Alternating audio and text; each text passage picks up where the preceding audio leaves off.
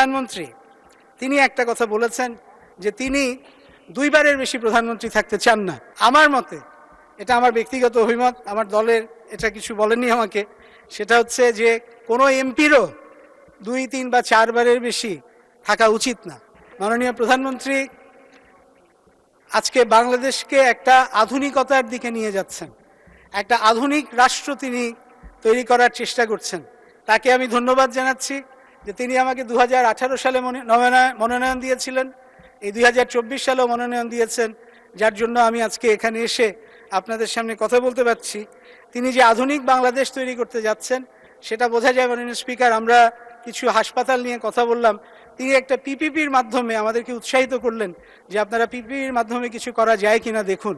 এই আধুনিক চিন্তাভাবনা ইনশাআল্লাহ বাংলাদেশকে আরও অনেক সামনের দিকে নিয়ে যাবে। মাননীয় স্পিকার, আমরা একটা কথা সবসময় বলতাম যে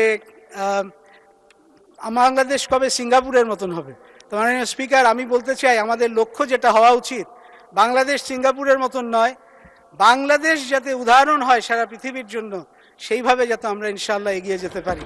এবং আমি বিশ্বাস করি আজকে আমাদের যে আধুনিকতার প্রবক্তা আমাদের মাননীয় প্রধানমন্ত্রী যেই বীজটা বপন করছেন, ইনশাআল্লাহ আমরা হয়তো আমাদের এই জীবদ্দশায় আমরা হয়তো দেখবো কিনা জানি না, কিন্তু আমরা যদি আমাদের গণতান্ত্রিক ধারাটাকে অব্যাহত রাখতে পারি, ইনশাআল্লাহ বাংলাদেশ সারা পৃথিবীর জন্য একটা উদাহরণ হবে, এটা আমি বিশ্বাস করি।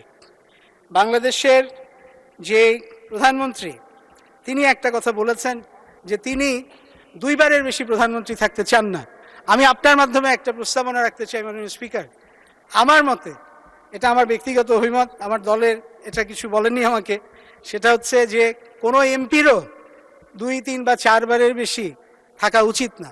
এটার কারণটা হচ্ছে মাননীয় স্পিকার, আমরা একটা 20 কোটি লোকের দেশ, এই 20 কোটি লোকের দেশে নেতৃত্বের অভাব হবে না। কাজেই আমাদেরকে আমাদের পরবর্তী প্রজন্মের জন্য জায়গাগুলো ছেড়ে দিতে হবে। এবং যেহেতু আমরা অনেক মানুষের দেশ, আমাদের একটা ডিসিপ্লিন বা নিয়মানুবর্তিক একটা সরকার, একটা জনগোষ্ঠী দরকার। এবং সেই জন্য আমাদের কম্পালসারি মিলিটারি ট্রেনিং এটা যদি থাকে, এটা আমাদের মাননীয় প্রধানমন্ত্রী এক সময় বলেছিলেন। কাজেই সেরকম যদি কিছু আমরা করতে পারি, ইনশাআল্লাহ বাংলাদেশ সামনের দিকে এগিয়ে যাবে। মাননীয় স্পিকার, আর একটা মিনিট একটু বাড়িয়ে চাচ্ছি। মাননীয় স্পিকার বলুন। মাননীয় সদস্য, এখানে জেন জির প্রতি একটা কথা বলতে চাই। মাননীয় স্পিকার, জেন জি আমাদেরকে এই 24-এর পুরোভাগে তারা ছিল, যেই সংগ্রাম আমরা 15-16 বছর ধরে করেছি, সেই সংগ্রামকে তারা একটা অগ্ন্যুৎপাত ঘটিয়েছে। কাজে তাদের প্রতি আমাদের শ্রদ্ধা এবং ভালোবাসা দুটাই একই সঙ্গে আছে। এবং তাদেরকে একটা কথা বলতে চাই যে আমরা তোমাদেরকে দেখতে পাচ্ছি, আমরা তোমাদের কথা শুনতে পাচ্ছি, আমরা তোমাদের হৃদয় স্পন্দন অনুভব করতে পারছি। এবং ইনশাআল্লাহ তোমরা আস্থা রাখো, আমরা 24-এর যে সনদ, সেই সনদকে যেমন সম্পূর্ণভাবে বাস্তবায়ন করব, ইনশাআল্লাহ ভবিষ্যতের জন্য যেই বাংলাদেশকে তোমরা স্বপ্ন দেখেছো, ইনশাআল্লাহ সেই বাংলাদেশকে আমরা সামনের দিকে নিয়ে যেতে পারবো। মাননীয় স্পিকার, বাংলাদেশের জন্য একটা নতুন সোশ্যাল কন্ট্রাক্ট বা সামাজিক চুক্তি দরকার, সেদিকেই ইনশাআল্লাহ বাংলাদেশ এগিয়ে যাচ্ছে। আজকে এই কনস্টিটিউশন বা সংবিধানটা হচ্ছে একটা লিভিং ডকুমেন্ট বা একটা জীবন্ত একটা দলিল। কাজেই এই লিভিং ডকুমেন্টের মাধ্যমে ইনশাআল্লাহ আমরা সামনের দিকে এগিয়ে যাব। মাননীয় স্পিকার, সর্বশেষে আমি এই কথাটা বলে শেষ করতে চাই যে আরেক মিনিট কি দেওয়া যাবে? আর 1 মিনিট মাননীয় স্পিকার, দুঃখিত, আর 1 মিনিট নিয়ে নিচ্ছি।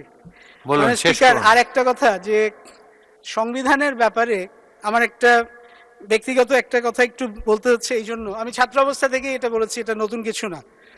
সেটা হচ্ছে বাংলাদেশের সংবিধানটা বাংলাদেশের মানুষ দ্বারা রচিত হওয়া দরকার।